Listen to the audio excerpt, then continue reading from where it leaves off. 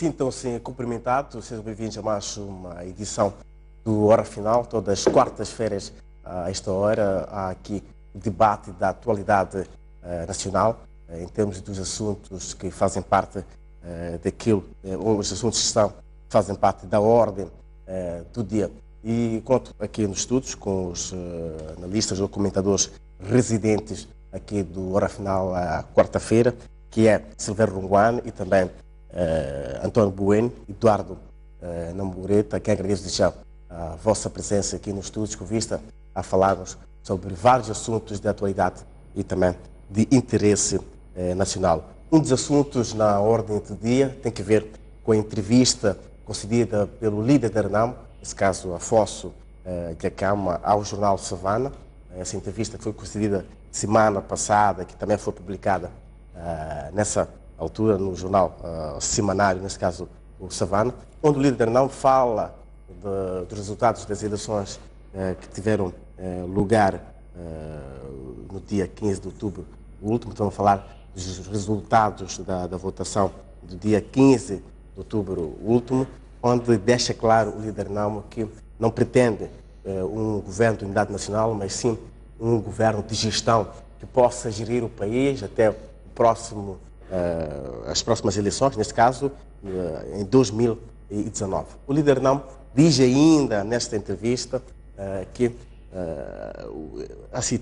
não aceitaria fazer parte deste governo, mas sim aceitaria o estatuto de líder da oposição que foi proposto pelo Presidente da República, neste caso Armando Guebuza, quando da assinatura do protocolo entre as duas partes, neste caso entre o líder da RENAMO e também o Presidente da República, isto em setembro último, neste caso o dia 5 de setembro do presente ano, quando os dois líderes assinaram o acordo de cessar fogo. Eu vou começar consigo, Runguane, para fazer o comentário sobre este assunto que tem que ver com o líder da RENAMO ter proposto a criação de um governo de gestão que praticamente seria integrado por membros da FRELIMO e também da RENAMO, indicados pelo líder, nesse caso da própria RENAMO, no sentido de fazerem parte das pastas ministeriais e também de liderar, neste caso, as várias províncias como governadores, neste caso, as diferentes províncias daqui do país. Como é que analisa esta posição do líder da RENAMO no sentido de poder aceitar os resultados da última votação, que teve lugar no dia 15 de outubro último? Bom, começaria por cumprimentar os telespectadores e dizer que, penso que a posição do líder da RENAMO é coerente, porque ele não fala de um governo de unidade nacional, aí sim estaríamos a falar da aceitação dos resultados. Mas a criação de um governo de gestão é consequente com a sua posição e do partido, e aliás de muitos outros partidos que participaram nesse pleito, de não aceitação dos resultados. Portanto, não se aceitando os resultados, não se reconhece que haja algum partido ou candidato com poder para formar o governo. Nesse caso, precisa de um governo de gestão enquanto se espera para a realização das eleições. Agora, o que se calhar pode se discutir é o timing, não é? Porque um governo até 2019, nesse caso. Então, um governo de gestão não me parece que seja sustentável durante tanto tempo, porque muitas decisões não pode tomar um governo de gestão. Penso que se calhar o entrevistador não teria percebido muito bem, não sei o que terá acontecido, mas a minha convicção, eu tenho um governo de gestão, queria ter um governo de uma relação muito mais modesta, mais que expoente com a oposição de muitos outros partidos da eleição, portanto penso que é óbvio. Agora, a questão de nomeação de governadores, que acho que é um assunto bom sim, governo de gestão, porque a razão porque o vencedor vier a ser proclamado, o vencedor a FRELIMO, a de governar o país, é que é o partido maioritário. Agora, se há uma província, de fato, em que também a RENAMO é maioritária, seguindo a mesma lógica, consequentemente, terá que se nomear governadores vindo das hostes da Renamo, porque não podemos ter uma democracia para o país e outra para as províncias. Penso que a partir do momento que existem assembleias provinciais, tanto mais que as assembleias provinciais têm este munus de aprovar, de certa maneira, o plano social e econômico, apesar de estar inscrito no Orçamento Nacional, mas também tem que ser aprovado pela Assembleia Provincial. Portanto, parece-me óbvio, lógico, e portanto, o governador tem que estar em consonância com a maioria nesta Assembleia. Portanto, eu vejo estas duas coisas. Primeiro, que há uma consequência de fato do líder Renamo nesta entrevista com a sua posição de recusa de resultado. Segundo, que a questão dos governadores, aliás, é uma questão que já se põe há vários anos, e espero, sinceramente, que desta vez... De acordo com a sua posição, isso quer dizer que automaticamente as províncias, sobretudo do centro e do norte, teriam que ser não do centro e governadas? do norte, as províncias onde a Renamo tem a maioria, não é? Parece-me, onde portanto, o MDM e a Renamo juntos é que tem a maioria, parece-me óbvio que se a razão porque um presidente do município governa é que ele foi escolhido a maioria, na regra geral, nas assembleias provinciais, ou se há uma província que realmente a maioria também, porque há assembleias provinciais, é preciso lembrar que não é apenas uma contabilização, existem eleições provinciais. Ora, a partir do momento que existem eleições provinciais e uma certa província, no caso, mesmo com os resultados conhecidos hoje, de Tete, tanto Sofala, em que efetivamente a Renamo é a maioria, se calhar com o MDM tem 50 mais 1, e é esta lógica, não é? A nível nacional, porque é aquele que tem 50 mais 1 que forma governo. Portanto, parece-me lógico que tenha que haver isso. Agora, também percebo que, havendo um governo de gestão, estaria nessa linha do líder Renamo está a dizer que seria um governo composto por várias sensibilidades. Parece-me que ele não se cinge apenas a Renamo e a Frelimo, mas tem que ser um governo que aglutine várias sensibilidades. Também o partido do MDM. Eu não falei só do partido, mas no sentido que quando se diz que é um governo de gestão, é que não se conhece nenhum vencedor, não há ninguém que tem legitimidade para formar o governo. Então, a base de partida são os partidos com assento parlamentar, mas, a partir daí também, outras forças vivas da sociedade. Portanto, se efetivamente se chegar à conclusão de que essas eleições não foram, como nós achamos, nem justas, nem livres, significa que não há ninguém com legitimidade para formar o governo, e nesse caso terá que se criar um governo de um amplo consenso. Seriam os partidos com assento parlamentar, mas também outras forças, quem sabe... Organizações da sociedade civil também, se calhar. Sim, eu penso que tem que ser um governo de uma base ampla. E é preciso também lembrar que esta ideia da necessidade de um governo com uma base ampla não se deve colocar só quando há crises. Nós temos um grande líder e didata da África, que é Mandela. O Mandela, no seu primeiro governo, exatamente porque havia uma representação muito mais diluída, aceitou. É preciso lembrar que o INCAT, não é? Fez parte do primeiro governo e seu líder foi até o ministro do Interior. Parece-me que nós, em África, sobretudo também porque temos esses processos dúbios, que mesmo uma criança vê que não tem nenhuma validade jurídica porque estão aivados de irregularidades e torpezas. Uma das formas de ultrapassar isso é realmente tentar criar governos com um amplo consenso, uma ampla participação, que incluem as pessoas, e ultrapassarmos de uma vez por todas a ideia de que alguém que não pertence ao partido X ou que não é membro de um partido é automaticamente incompetente. Eu volto a ser, Dr. Runguana. Agora vou pedir ao Dr. Bueno para que possa analisar esta posição, se calhar em posição do líder da Renamo, no sentido de se formar um governo de gestão. E ele deixa claro que não quer um governo de unidade nacional, mas um governo, acima de tudo, seja formado por membros da Frelimo e também da Renamo. Como é que olha para esta posição do líder da Renamo, em entrevista, nesse caso, ao Savana?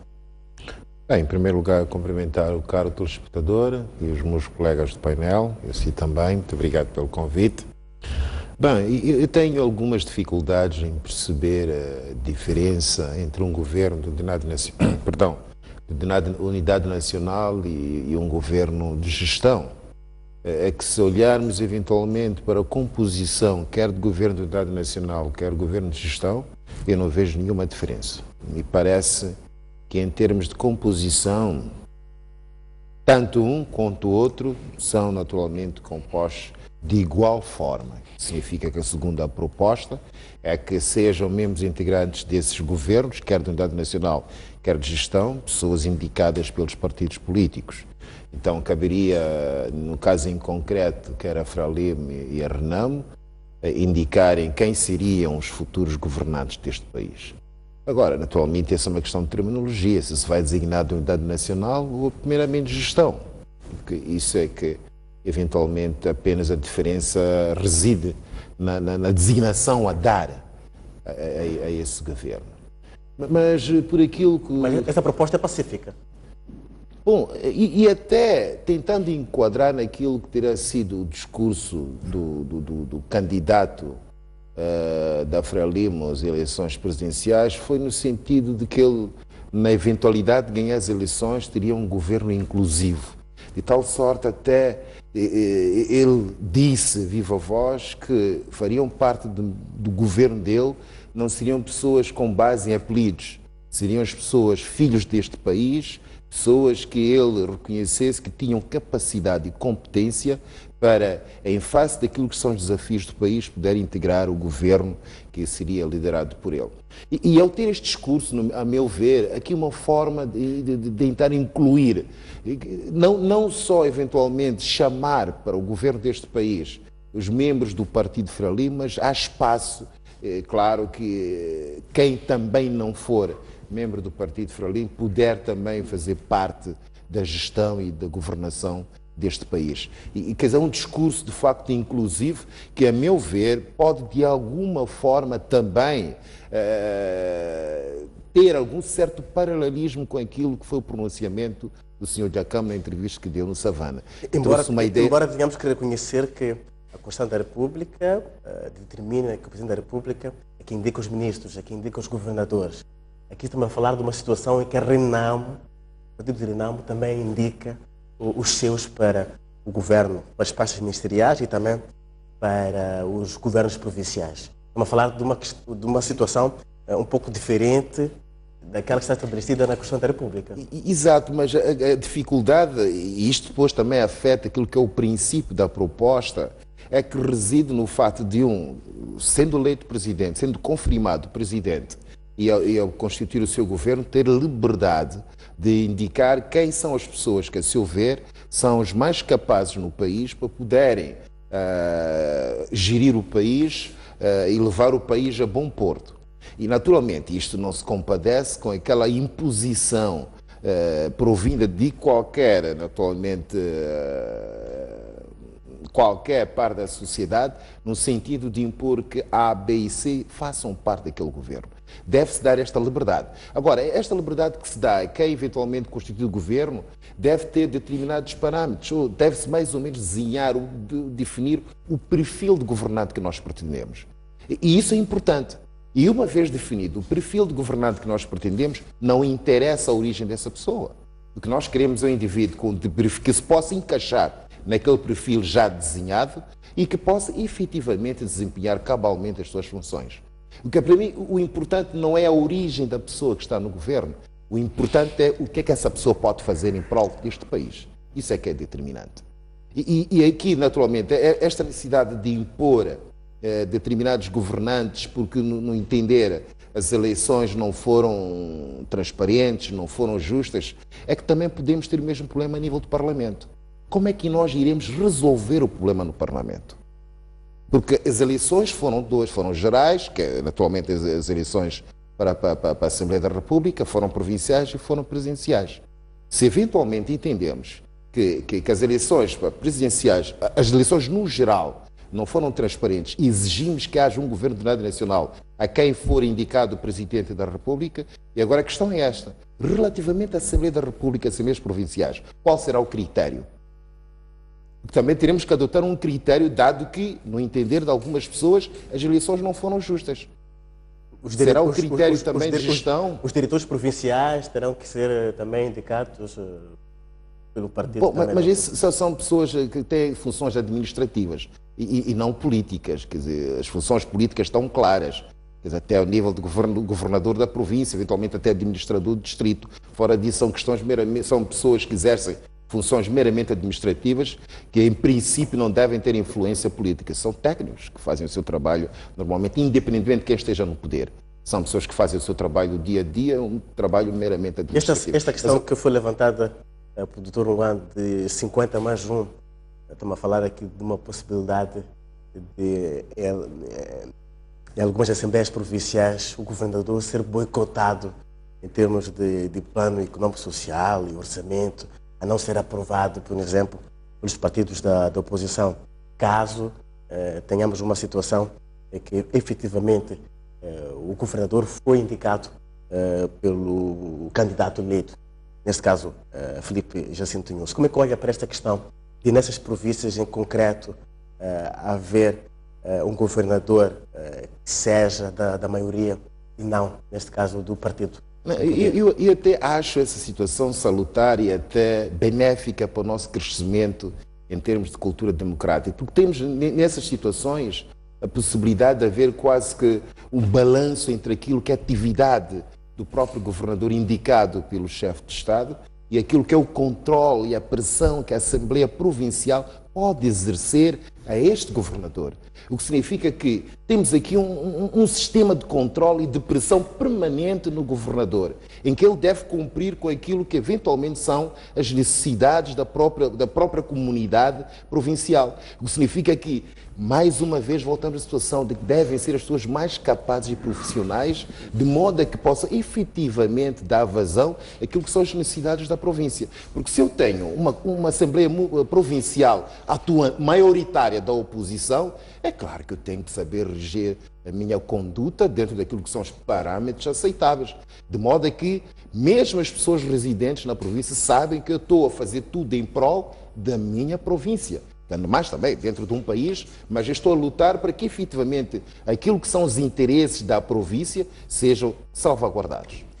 Doutor Namorete, esta questão tem que ver com governo de unidade nacional, governo de gestão.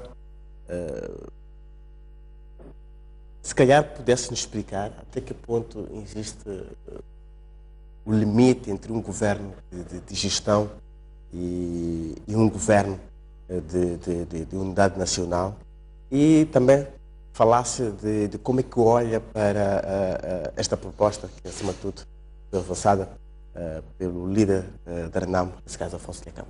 Muito obrigado. Bom, permita-me começar por saudar os telespectadores e os colegas do painel. Boa noite. Dizer que esta proposta que é avançada pelo presidente Afonso Dhlakama, da criação de um governo de gestão, é a resposta à situação em que nós nos encontramos hoje. Uma situação em que não temos condições de, em sã consciência, dizermos quem é que efetivamente o povo escolheu como presidente da República. Portanto, não tendo esta possibilidade de se decidir ou de se definir com tanta firmeza ou de sã consciência que o candidato A ou B são os escolhidos pelo povo para governar o país ao longo dos próximos 5 anos, é preciso encontrar-se uma alternativa para o país seguir em frente. O presidente Armando Guebuza vai terminar o seu mandato. Quem deverá formar o governo no próximo mandato? a CNE, com todos os tropeços, não conseguiu nos dar os resultados que pudessem efetivamente nos indicar quem é a pessoa que o povo escolheu para poder dirigir os destinos do país nos próximos 5 anos. Nós temos até hoje a dificuldade de poder ter os editais de todos os distritos, que a CNE, o STAI, não conseguem apresentar isto para os moçambicanos. Há uma série de irregularidades que comprovam, não é, a existência de fraude, pelo que não é possível as instituições que gerem esses processos dizerem de sã consciência que o povo escolheu A ou B. Numa situação como esta, nós temos alguns caminhos a seguir. Repetir essas eleições ou criar-se um outro mecanismo para que o país avance para frente. Que é o governo de gestão. É nesta situação em que se propõe o governo de gestão. Este governo de gestão tem a responsabilidade de reorganizar a máquina administrativa para que os problemas que ainda persistem não existam. Por isso que se diz que até a realização das próximas eleições, em que acreditamos que a máquina estará organizada e aí quem sair dessas eleições, que nós esperamos que dessas eleições serão produto de um trabalho organizado. Portanto, esta é a noção do governo de gestão. É um governo que vem para fazer a gestão desta situação em que nós estamos mergulhados, para daí termos processos que possam efetivamente indicar quem são as pessoas que o povo vai escolher para poder gerir. Será necessário negociar, sem dúvidas. Evidentemente, todo o processo deve ser negociado. O presidente Afonso Dhlakama sempre tem dito isto. Aliás, as primeiras palavras de fundo que ele pronunciou depois dos primeiros resultados foi que queria dialogar, queria negociar com o governo, com o presidente da República em exercício. Queremos negociações e mais negociações. Exatamente. Todo o processo tem que ser por via negocial. E ele sempre repetiu isso, que não há espaço para outras formas de solução do problema, senão pela via negocial. E é isso que está a fazer. E através desta entrevista, o presidente Afonso Dhlakama avança uma proposta que, a nosso ver, é uma proposta sólida, é uma proposta razoável para a situação em que nós nos encontramos. E certamente espero, como cidadão, que a contraparte também possa ler esta mensagem como uma proposta no meio de tantas possíveis que se apresenta como viável para a situação em que nós nos encontramos mergulhados hoje. Esta é que é a questão de fundo. E quando não se pretende um governo de unidade nacional, mas sim um governo de gestão, isto é um problema mesmo só de terminologia? É isso? Não é exatamente um problema de terminologia. Um governo de unidade nacional significa que nós temos um programa comum, nós temos um plano comum para implementar. Neste caso, não é esta a filosofia. O partido Renamo tem o seu programa, a Frelimo tem o seu programa, portanto, não houve aqui uma junção de programas para se criar um único governo de unidade. Então, teríamos um governo com vários planos, é isso? É exatamente para fazer a gestão, não é? É exatamente para fazer a gestão do país. Não é um governo em que se consensualizou, porque isto, na verdade, seria algo acordado antes.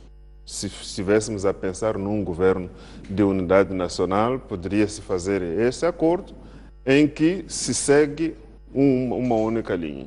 Quando falamos de governo de gestão, é que efetivamente o mais importante neste processo é gerirmos a situação em que nós nos encontramos. Não teremos situações... Daí a questão que creio que foi o colega Ronguano ou o colega Bueno que levantou a questão do período. Efetivamente, o governo de gestão ele tem uma vida relativamente curta, porque acredita-se que os problemas que devem ser geridos, eles também não têm uma longa, não necessitam de um período longo. Mas conhecendo o país em que nós vivemos, o que em condições normais poderia se resolver em 1 ano ou em 2 anos, pode requerer que se resolva em 4 ou 5 anos. E aí é o mandato todo que passa num processo de gestão. Não teríamos uma situação em que, efetivamente, devido ao fato de termos um governo com partidos com diferentes planos, com os técnicos ou os titulares desse mesmo governo, acima de tudo, estarem a andar às vezes em contramão, no sentido de não se entender, não teríamos uma situação de, ao invés de resolver o problema, agravar-se ainda mais o problema que há. Não, não há este perigo, porque o que efetivamente vai acontecer não é que cada ministro indicado por uma das partes vai implementar o seu programa. O que vai acontecer é que o andar da máquina terá que haver sempre consultação e negociação. É preciso haver acordo sobre o que é que deve ser feito. Quem é que vai liderar isso? Não deve haver... Isso também é acordado. Pode-se acordar, como bem disse o presidente Afonso da Câmara, que ele não pretende fazer parte deste governo. Por outras palavras, ele está a dizer que admite que o candidato Filipe Nunes possa estar na liderança deste governo de gestão. Não é isso que eu estou a admitir, estou a fazer a leitura daquilo que o presidente Afonso da Câmara disse, quando diz que não pretender fazer parte deste governo. Obviamente, está implícito que ele admite que o candidato Filipe Nunes possa liderar este governo. Mas o que se diz aqui é que não se trata de um governo que foi legitimado nas urnas e que, portanto, teve um programa aprovado pelo povo. Porque o voto do povo significa aprovar o programa de governo que é apresentado no manifesto de determinado candidato. Nesta situação em que nós estamos, este gesto não foi dado pelo povo. Não há um programa que o povo disse é este que nós queremos que seja implementado. Não tendo havido este sinal por parte do povo, é preciso encontrar-se um mecanismo de fazer o país andar num processo dialogante, num processo de consultação permanente, para que as coisas avancem nesta perspectiva sempre de consulta entre as partes interessadas, os partidos políticos, a sociedade civil, para garantir que até chegarmos ao período em que nós acreditamos que todos os problemas já foram ultrapassados, termos eleições em condições do povo poder efetivamente determinar quem é que vai definir ou decidir ou conduzir os destinos do país. Aí esse programa é que vai ser implementado como ele foi desenhado e por aquele partido ou candidato que o apresentou e foi sancionado pelo povo. Silvério Runguane, o líder não me fala também, durante a entrevista, da questão do estatuto da oposição, que deve ser reconhecido pela Constituição da República, acima de tudo. Estamos a falar de um reconhecimento constitucional desse estatuto do líder da oposição. Estamos a dizer que haveria necessidade de alguma revisão pontual, se calhar, da própria Constituição da República. Tendo em conta que já há um debate em termos de revisão da Constituição e também há vários debates que têm que ver, por exemplo, com o excesso do poder por parte do chefe de Estado, por parte do titular da pasta do chefe de Estado. Não seria esta uma altura para rever-se efetivamente esta mesma Constituição, para não se correr o risco de ir pegando neste ponto e pegando no outro ponto? Hoje estamos a falar do Estatuto do Líder da Oposição, amanhã podemos dizer que os presidentes dos tribunais que fazem parte, neste caso, dos órgãos de soberania, devem ser, por exemplo, eleitos pelos seus pares, por exemplo. Não faz sentido haver uma revisão mais visível, mais plausível, do ponto de vista daquilo que seria o impacto na sociedade e nas mudanças que ocorrem? Bom, eu tenho reserva sobre esta questão da mudança da Constituição num período transitório. Tenho as minhas reservas, mas acredito que os partidos encontrarão melhor orientação. Eu, pessoalmente, tenho reserva. Quando estamos a falar de um governo de gestão, seria, por exemplo, este. Isto é em funções agora. E não era de esperar, como estamos a ver, a nomeação de pessoas, não é, para postos mais altos, numa altura desta. Não é? Portanto, ficamos à espera que fosse um momento simplesmente de gestão de assuntos correntes. Agora, se o governo está nesta situação, acredito que também os outros órgãos de soberania deviam estar no mesmo espírito. Mas isto reservo, portanto, os partidos políticos, as suas lideranças têm melhor opinião. Agora, sobre o estatuto da oposição, do líder da oposição, penso que isto coloca-se muito. Eu vou lhe dar um exemplo. É que um deputado tem, efetivamente, um estatuto, reconhecido como alto dirigente do Estado, né? Com os deveres, também os direitos e privilégios que confere. Mas o chefe deste deputado é o presidente do seu partido. Ora, este não é reconhecido no nosso ordenamento jurídico. O que significa que a gente diz, por exemplo, um deputado não pode ser preso, só para dar um exemplo, a não ser por flagrante delito. Mas o mesmo não se aplica ao seu chefe, ao seu líder. Portanto, do ponto de vista hierárquico, parece que o presidente de um partido é superior em relação aos membros do seu partido que estejam na Assembleia da República, que estejam no município ou que estejam em outros órgãos do Estado. Então, parece-me que aquilo que se dá às pessoas que estão sobre a sua gestão, com muito mais razão, devia ser dado a ele na qualidade de líder.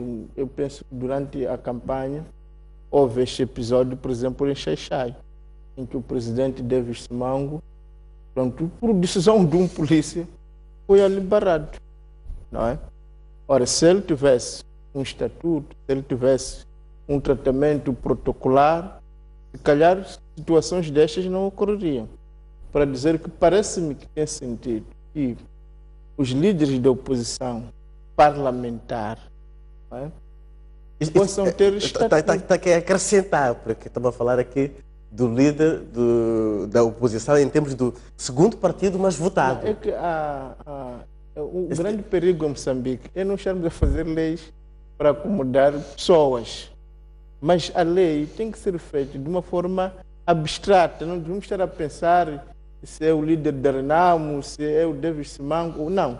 Se é o Nussi que estiver a ser na oposição. Nós temos que pensar em termos abstratos. Agora, o nosso constitucionalismo não tem o bloco da oposição e o bloco do governo. Tem o governo, não é? E os opositores. É evidente que haverá aquele que, do ponto de vista da oposição, é muito mais representativo, que é o segundo candidato mais votado, que até tem, digamos, um posto, por exemplo, no Conselho do Estado.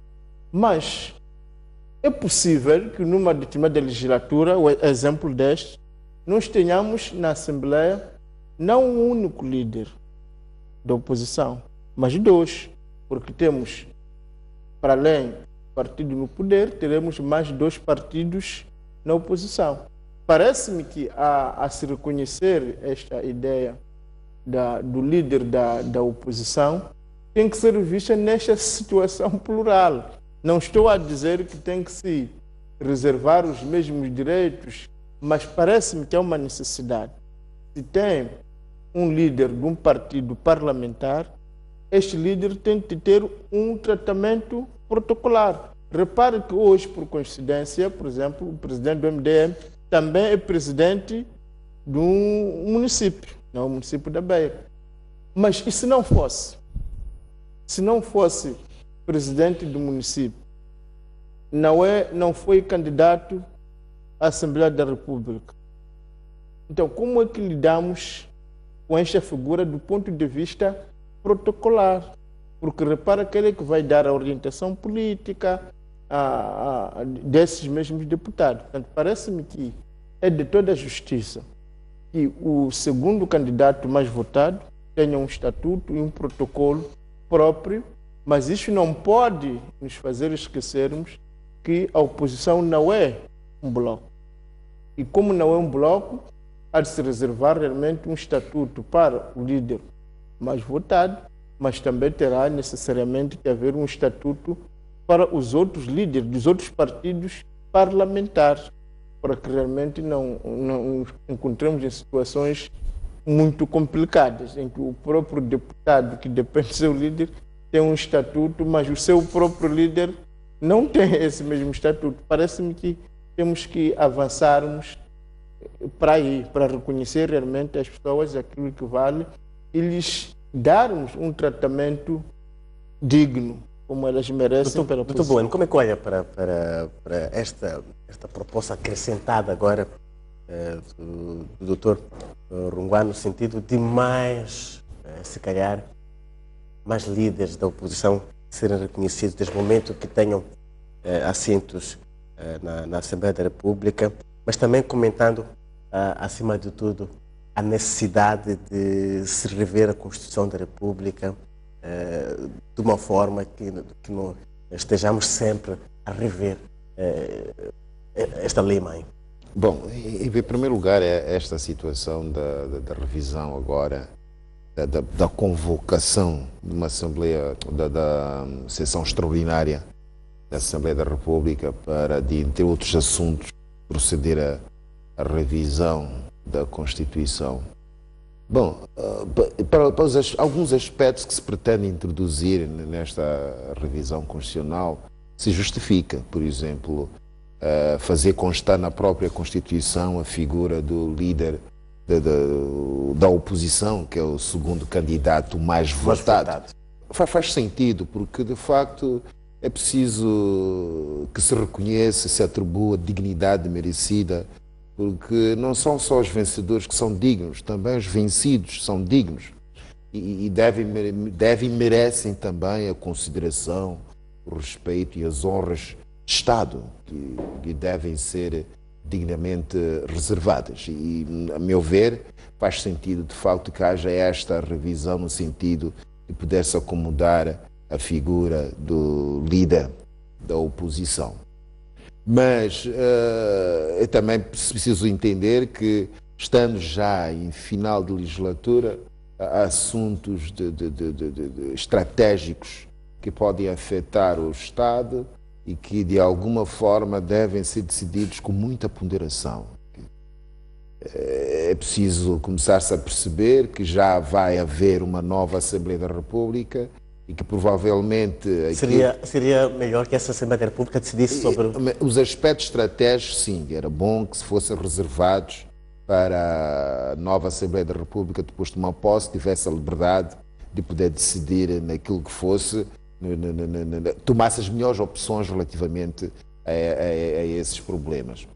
Agora, relativamente ao líder da oposição, que é inquestionável, que é preciso naturalmente dar a dignidade a esse cargo, mas e o tratamento protocolar devido, mas nós temos que começar a pensar na possibilidade de os candidatos a presidentes pelos partidos também concorrerem como candidatos, como cabeças de lista, candidatos à Assembleia da República. Porque se efetivamente ele é o presidente do partido, é o líder do partido, faz sentido que esteja junto aos seus deputados, que é onde efetivamente o debate político ocorre. O que significa a necessidade de tomar decisões imediatas. Ele, como chefe da sua bancada parlamentar, ele pode imediatamente decidir sobre determinado aspecto que esteja em discussão na Assembleia. O que significa que nós não teremos eventualmente aqui aquele espaço em que é necessário. O chefe da bancada não tem capacidade de decidir sobre uma determinada matéria porque carece de consulta ainda ao seu líder do partido. Então, estando lá o líder do partido, facilmente nós conseguimos obter decisões em tempo útil. E ele, a dignidade que eventualmente lhe é devida pelo fato de ser candidato de um presidencial de um partido, ele a podia obter pelo via parlamentar. Significaria gozar das imunidades, das impunidades e do tratamento protocolar que é reservado aos deputados do setor. E em especial o fato de ele ser até chefe da bancada do partido, teria até um papel preponderante, porque saberia que o chefe da bancada do partido é efetivamente o líder do partido que concorreu às eleições presidenciais e não conseguiu. Temos também uma proposta do líder da Renamo, que tem que ver com a província de Gaza, nesta entrevista que concedeu ao Savana, onde propõe que pelas irregularidades que ocorreram lá, que se dividam a metade, neste caso, os deputados da província de Gaza, pela Frelimo e também pela Renamo, e no sentido de se poder reconhecer esses resultados a nível da província de Gaza, ou então que se anulasse o processo de votação na província de Gaza. Como é que olha para essa posição? Bom, eu sou de entendimento que não se deve ter tratamento discriminatório a qualquer província, o que significa que nós em Moçambique temos 10 províncias e a cidade de Maputo com estatuto especial, e todas elas fazem parte do país que é Moçambique. E não se pode tentar eventualmente qualificar ou adjetivar determinada província pelo fato de, pelos resultados eleitorais ocorridos recentemente, tal província não nutrir simpatias por mim, eu candidato, que significa que aquela província que não nutre simpatias pela minha pessoa deve de alguma forma ser retirada do mapa Moçambique. E isso é perigoso. E também nem pode sequer se aventar essa possibilidade. Nós temos que ter a hombridade suficiente de, sempre que formos a qualquer pleito, a qualquer processo eleitoral, haverá sempre pessoas que terão simpatias ou não terão simpatias. E não podemos, de modo nenhum, eventualmente tentar hostilizar ou de alguma forma afastar do processo daquilo que é o próprio país, crescimento e desenvolvimento do próprio país, só pelo fato de pessoas oriundas de determinada província do país não terem votado em mim ou no meu partido. Isso pode levar a que, eventualmente, os próximos vencedores deste país comecem a olhar para o país em função das províncias que eventualmente terão votado em peso na sua candidatura ou no seu partido. E podem apenas desviar atenções para, eventualmente, investimentos e tudo o que seja necessário fazer, só em prol das províncias por onde obtiveram maior número de votos, em prejuízo daquelas províncias onde não obtiveram votos suficientes. Isso, naturalmente, é perigoso e não pode sequer, nem por hipótese, ser aventado isso aí. Doutora Moreto, com que espírito há esta ideia de se anular, por exemplo, o processo de votação em Gaza ou de dividir a meio, nesse caso, os deputados que são escolhidos pelo ciclo eleitoral da província de Gaza, no âmbito daquilo que foi dito pelo líder da Renamo quanto da entrevista que deu para o Savana? Qual é o espírito? Bom, a questão que se coloca aqui é que, da mesma maneira que quando numa mesa de votação há irregularidades significativas que podem adulterar o resultado e não se saber com fidelidade aonde é que está a expressão do povo, anula-se a votação naquela mesa. E no caso da província de Gaza, os incidentes foram tantos que, a ter que seguir este mesmo princípio, seria anular a votação em toda a província.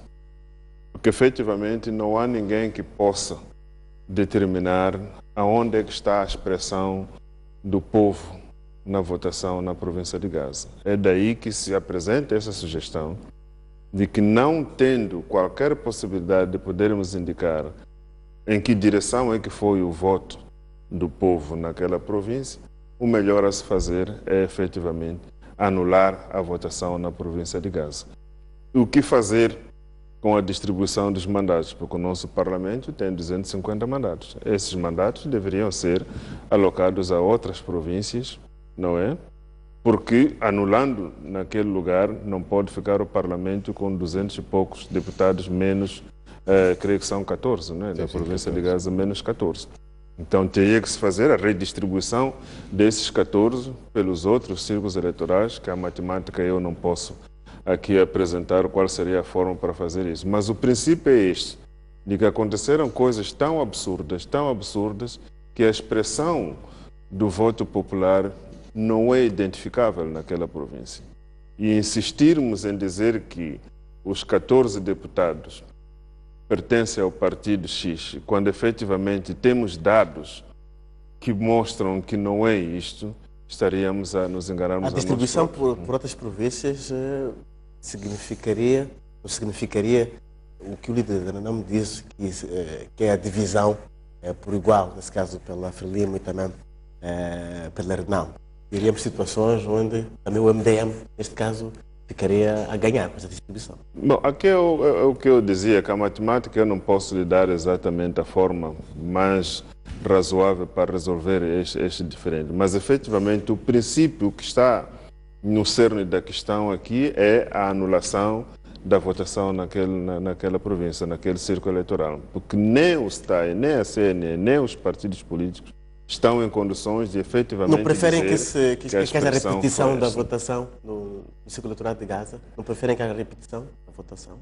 Bom, anulando as eleições e repetindo-se a votação, dentro desta mesma conjuntura, dentro desta mesma estrutura, as possibilidades de voltar a acontecer exatamente o que aconteceu em 15 de outubro é maior, porque de 15 de outubro para agora, que estamos em novembro, não sei se é tempo suficiente para as estruturas, os mecanismos, a máquina que foi montada para fazer isso, terá sido alterada à altura de se fazer novas eleições e esperar algo diferente. O que é verdade é, só pelo número de membros que a Renamo tem na província de Gaza, certamente poderia eleger pelo menos um deputado. Só pelos membros que a Renamo tem na província de Gaza.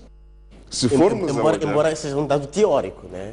Se formos a olhar por aquilo que foi também a aderência das pessoas da província de Gaza aos trabalhos dos outros partidos políticos, ninguém de sã consciência pode dizer que foi apenas a festa durante a campanha e que na altura do voto a população de Gaza esqueceu esses partidos que estiveram a concorrer lá, nomeadamente a Renamo, o MDM e outros partidos. Portanto, de consciência, ninguém pode dizer que os resultados que foram apresentados como sendo a expressão da vontade do cidadão de Gaza é verdade. Não é verdade. E qual é a saída, havendo esta constatação e havendo provas de que efetivamente o que aconteceu em Gaza não significaria? E poderia trazer até aqui um outro fator anterior a este processo, que é o próprio processo do registro eleitoral.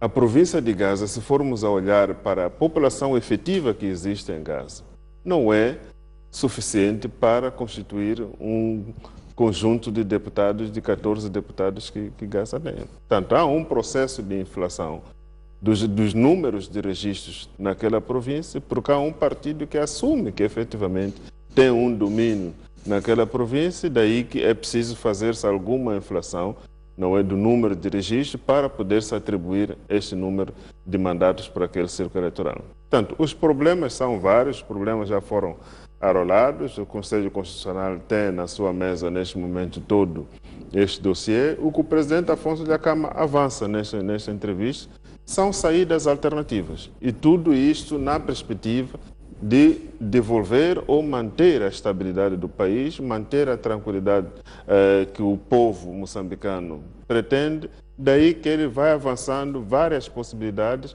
várias alternativas como possíveis para a solução do problema. Falando em tranquilidade e também estabilidade no país, tem a questão das negociações que decorrem no Centro de Conferências Joguissano. Este é o nosso segundo tema para esta quarta-feira, onde ainda persiste a falta de entendimento entre o governo e Renamo quando se fala de integração dos homens armados de Renamo nas forças armadas de Moçambique, mas também na Polícia da República de Moçambique, onde a Renamo exige ainda que se adote, em primeiro lugar, um modelo de integração dos seus homens para que efetivamente possa dizer quantos homens possui que devem ser integrados.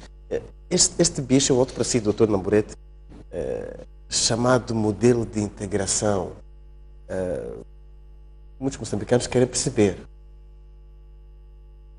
o que é que efetivamente a Renamo pretende quando fala do modelo de integração que deve ser aprovado antes de revelar quais são efetivamente os seus homens? Qual é o efetivo dos homens armados que possui? Que modelo é este de integração?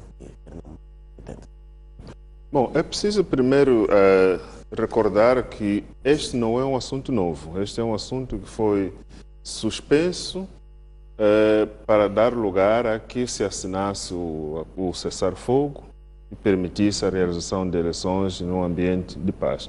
Mas, efetivamente, este é um assunto que estava no conjunto dos vários abordados no âmbito do primeiro ponto sobre as questões de defesa e segurança. Quando se fala de modelo de integração, é que existem pessoas que estão nas Forças Armadas, existem pessoas que estão fora das Forças Armadas, que fazem parte da Guarda de Segurança do presidente Afonso Dhlakama e dos altos dirigentes da RENAMO. Tem outras pessoas que saíram quando do Acordo Geral de Paz e que não foram integrados. A integração dessas pessoas tem que ser acordada. Como é que elas vão ser integradas? E é isto que a RENAMO está a dizer. Não basta só nós entregarmos as listas das pessoas, sem saber como é que essas pessoas vão ser integradas. Por exemplo, a quando da assinatura do Acordo Geral de Paz, a formação do novo exército pressupunha a existência de homens que vinham da RENAMO e homens que vinham das Forças Populares de Libertação de Moçambique, as FPLMs. Esse modelo funcionou durante um determinado período, em que havia chefias no exército que estavam sob o comando de pessoas que vinham da RENAMO e outras que vinham das FPLMs. Só que no decurso desse curto espaço de tempo, foram sendo afastados aqueles que vieram da RENAMO e mantiveram-se a dirigir os comandos aqueles que vieram das Forças Populares de Libertação de Moçambique. Portanto, dissolveu-se o acordo de ter um exército composto por essas duas forças e ficou apenas uma única força a comandar as forças de defesa e segurança em Moçambique. A questão que a RENAMO coloca é: nós não podemos ter forças de defesa e segurança de Moçambique comandadas apenas por uma única força política. E lembre-se que as Forças Populares de Libertação de Moçambique eram forças dirigidas pela FRELIMO. Portanto, quando nós falamos de FPLM, estamos a falar de forças armadas do partido FRELIMO. E são essas forças armadas que continuam em efetivo agora, porque aqueles que vieram da RENAMO, no seu grosso, estão lá apenas como assessores. Quer dizer, é um termo que até no Exército não sei se se aplica muito à categoria de assessor para um militar. O que quer dizer que aqueles que vieram da RENAMO não têm nenhuma ocupação. Mesmo quando se faziam as planificações dos ataques a Satungira, dos ataques a Gorongosa, quem fazia isto era todo o grupo, menos estes que vieram da RENAMO.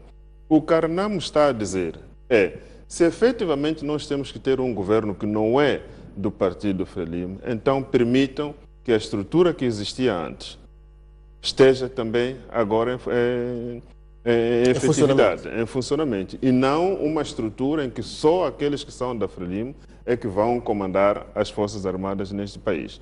E nós estamos a insistir nisto, porque efetivamente, se queremos constituir umas Forças Armadas que não pertencem nem a um nem a outro, é preciso então que voltemos ao modelo que pelo menos serviu como alternativa nessa altura, para não termos um exército nem que fosse da RENAMO, nem que fosse da FRELIMO. Tínhamos um exército que tinha as pessoas que vinham de ambas as partes e que formavam este exército. Esta questão foi destruída e há um esforço, a proposta é que se faça um outro trabalho. Pode até não ser exatamente como era antes, mas que o espírito de forças não partidárias esteja lá. Que o espírito de forças que não são só do partido FRELIMO esteja lá. Temos as pessoas que devem ser integradas na polícia. Idem, queremos discutir como é que este processo vai ser feito. Como é que eles vão ser integrados na polícia? Como é que isto vai ser operacionalizado? É preciso então que haja um modelo para que a própria RENAMO, assim como o governo, saibam exatamente que os homens que vierem da RENAMO vão ser integrados desta maneira e daquela maneira. Pelo contrário, o governo, a proposta que avança é: entregue-nos 300 homens e nós saberemos o que fazer com eles. Obviamente, isto não faz parte nem das discussões iniciais quando este diálogo começou e nem faz parte daquilo Mas o que a governo Renamo... diz que quer esses homens com as suas respectivas categorias, nesse caso nas forças da Renamo, como Mas forma de de poder enquadrá-los. é preciso que o governo diga como é que pretende enquadrar essas pessoas. A questão não é as suas categorias, as suas patentes, o seu nome e tudo. Para fazer o quê? Se é para integrar, por que há dificuldade de dizer como é que eles vão ser integrados? A questão é simplesmente esta. O que a Renamo pretende nesta discussão é dizer, ok, vamos acordar como é que essas pessoas serão integradas. Uma vez acordado, as listas vão ser integradas, a localização das pessoas vão ser entregues, perdão, a localização das pessoas. Tem que ser um o nome, acordo escrito, as tem suas que ser um patentes. modelo a ser adotado, tem que ser escrito. Sim, é que tudo o que é falado não se pode fazer fé. Em condições normais podia-se, mas nós conhecemos o ambiente em que nós navegamos, que é preciso que tudo esteja escrito e assinado para haver um compromisso, efetivamente, de que aquilo que foi dito será cumprido, como está a acontecer agora. Esta questão foi pura e simplesmente suspensa para dar lugar à preparação da tranquilidade para que os processos, incluindo este, decorressem em ambiente de paz. Mas o que acontece agora é que, em vez de dizer vamos retomar a discussão do modelo de integração, o governo agora diz não vamos discutir o modelo de integração, queremos apenas os 300 homens e nós saberemos o que fazer com eles. Obviamente que aí não há muito campo para continuarmos a discutir nesta linha, mas efetivamente o diálogo continua. E como aconteceu no passado com as outras questões, lembram-se da lei eleitoral, o tempo e as peripécias que seguiu, mas finalmente conseguimos, e eu acredito que também sobre este assunto vamos chegar a um bom termo, a uma conclusão satisfatória para ambas as partes e fundamentalmente para os moçambicanos. Doutor Luan, como é que olha para este impasse que há na integração dos homens da Renamo, em particular esta exigência que há no modelo de integração?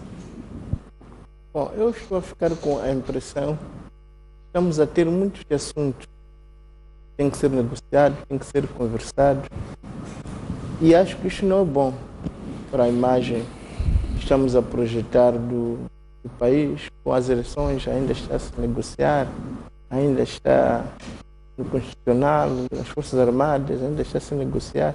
Parece que é um país de negociações. Suspenso. O país está suspenso. E acredito que muitas vezes é por arrogância de uma das partes.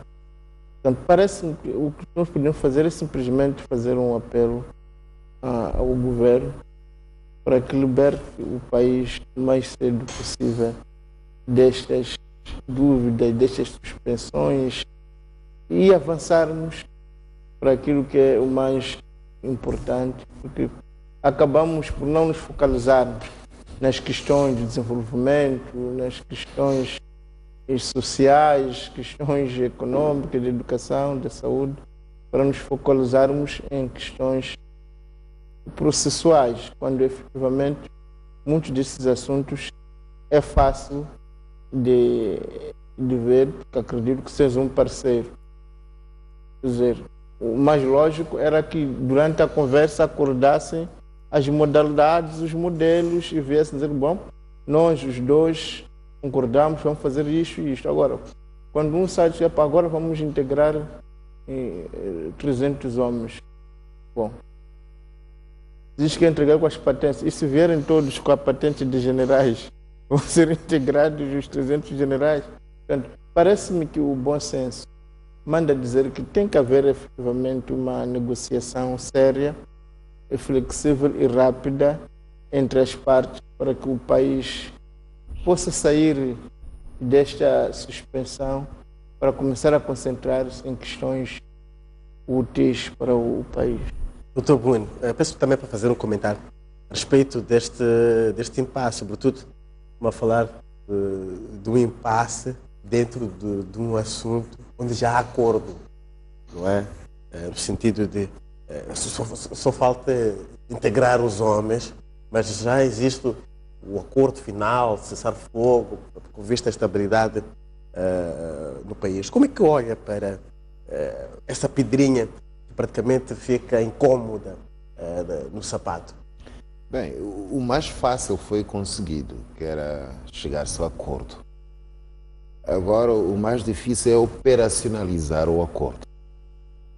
E nestas questões em que envolve militares, e principalmente neste processo de desmilitarização de um lado e depois enquadramento no exército e na polícia, isto é um processo muito complexo e que exige até alguns momentos o uso de pinças para resolver aqueles pequenos, aparentemente pequenos problemas, mas depois podem causar grandes problemas. E eu sou de opinião que nesta fase, inclusive até nós cá fora devíamos, de alguma forma, incentivar, encorajar que as partes, de uma forma serena, por recurso, como muito bem disse Rongoana, ao bom senso, pudessem efetivamente chegar àquilo que é um acordo final e consigam operacionalizar aquilo que já foi acordado.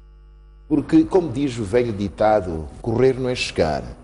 E nós não podemos repetir experiências anteriores pelas quais já passamos.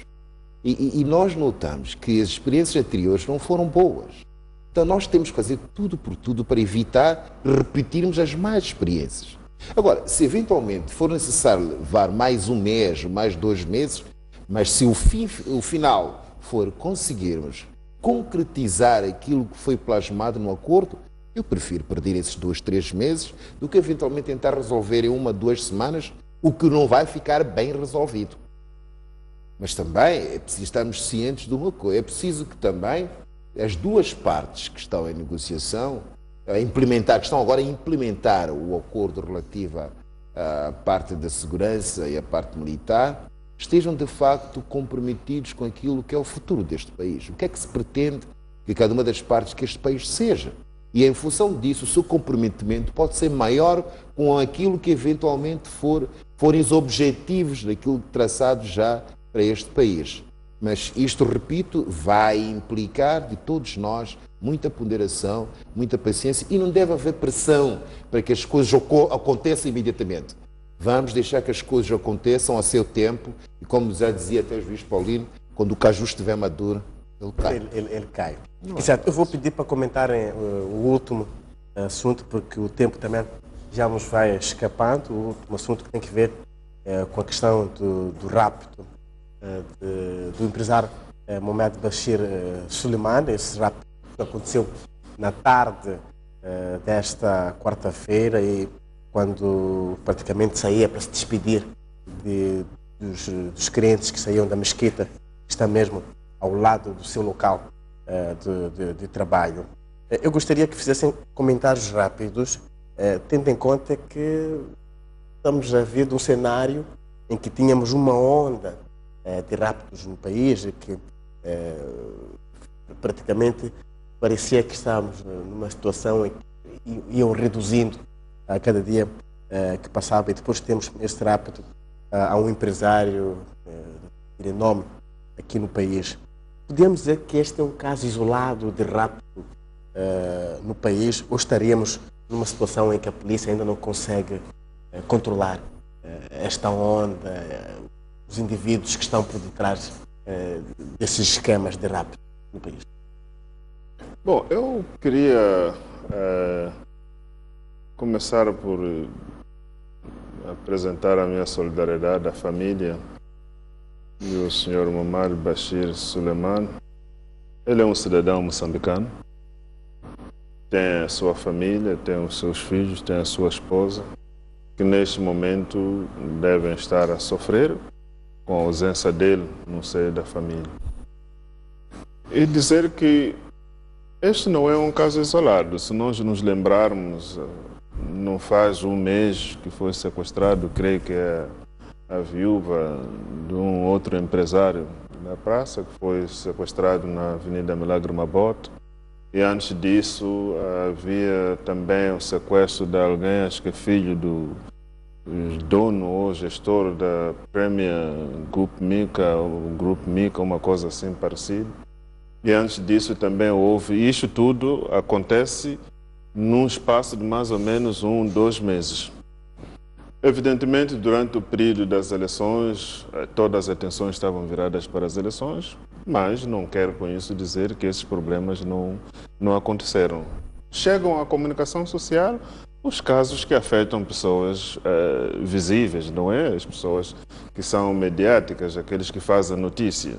Um cidadão comum sofre, mas não chega aos jornais. Isto revela claramente que se as pessoas a este nível, eu acredito que eles devem ter uma segurança reforçada pelo seu posicionamento na sociedade, não são pessoas que andam sem segurança. Mas se até estes sofrem este tipo de assédio por parte dos sequestradores, o que dizer do cidadão comum que não tem uma segurança privada? Isto é uma revelação muito grande de que ainda estamos muito longe. Uma coisa é o que o comandante-geral da polícia diz e a outra coisa é aquilo que é a prática.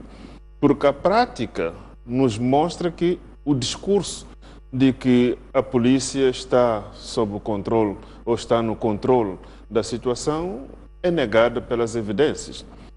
Nós temos que reconhecer que há um trabalho que deve ser feito. A polícia está a fazer um esforço muito grande, mas não há um investimento neste setor para poder fazer face a esta onda de crime. Me parece que os que praticam o crime estão muito mais preparados e têm muito mais recursos do que aqueles que devem combater o crime. Tanto quem anda num Volkswagen não vai conseguir alcançar um ladrão que está a fugir em BMW. Muitas das vezes nós questionamos ou até admiramos quando vemos uma polícia na África do Sul ou num outro país a andar num BMW. E nós aqui, a nossa polícia, só tem os 4x4, Nissan não sei o quê, e um carro talvez de segunda mão ou não sei. Não há um investimento sério, não é? Para aqueles que têm que combater o crime estarem mais ou menos à mesma altura dos criminosos ou até acima dos criminosos para poderem se impor, sobre aqueles que praticam crime. Portanto, eu vejo a questão nesses dois sentidos. Pode haver uma boa vontade por parte da polícia de atacar o crime com bastante veemência, mas também é preciso que haja investimentos para além do discurso político, é preciso que se dê recursos para que esta polícia possa efetivamente fazer o seu trabalho. Porque eu acredito que eles têm treinamento, eles têm capacidade de poder fazer algo melhor do que estão a fazer agora. Mas para tal, devem ser potenciados com instrumentos necessários para poderem fazer face ao crime. Doutor Namorita acabou roubando-nos praticamente todo o tempo. Eu não vou ter os comentários dos outros comentadores a respeito deste assunto, porque o meu realizador diz que efetivamente, mas ele permite que pelo menos em muito pouco tempo, o Dr. Ruan e também o Dr. Bueno possam fazer um pequeno comentário a respeito deste assunto, sobretudo do ponto de vista daquilo que é o trabalho que a polícia tem estado a fazer no sentido de acabar com esta onda rápida. Bom, eu penso que isto é a demonstração de que estamos num país sobrecarregado por condições desfavoráveis. E quando é assim, há muitas coisas que não correm bem. O que nos resta é mesmo fazer um apelo à polícia para que possa esforçar-se mais com os meios que tem e apelar ao governo para que também possa fazer uma aposta um pouco mais. Justamente isto vem demonstrar as nossas fraquezas, e enquanto nós andamos ainda entretidos em negociações sobre a integração de 300 homens, parece que estamos a deixar espaço para que aqui estão os problemas candentes e fundamentais do Estado não estejam a ser atacados. Portanto, eu penso também que passa por uma reorientação das nossas prioridades e estratégias. Doutor Bueno? De facto, eu concordo com os meus colegas que é preciso que haja um maior investimento na área da segurança do país, mas não só investimento material, é preciso também que haja um grande investimento, principalmente na formação. Quer dizer, nós temos que começar agora a ter polícia especializada em função do tipo de crime que a sociedade atual nos mostra, nos apresenta. Quer dizer, nós não podemos continuar a ter os mesmos mecanismos de combate ao crime daqueles que roubavam galinhas e patos nos quintais. Hoje O tipo de tipologia de crime é diferente, alterou grandemente. Quer dizer, nós temos agora os criminosos com uma capacidade de invenção muito acima daquilo que é capacidade de resposta que o sistema repressor do Estado tem para eventualmente combater estes crimes.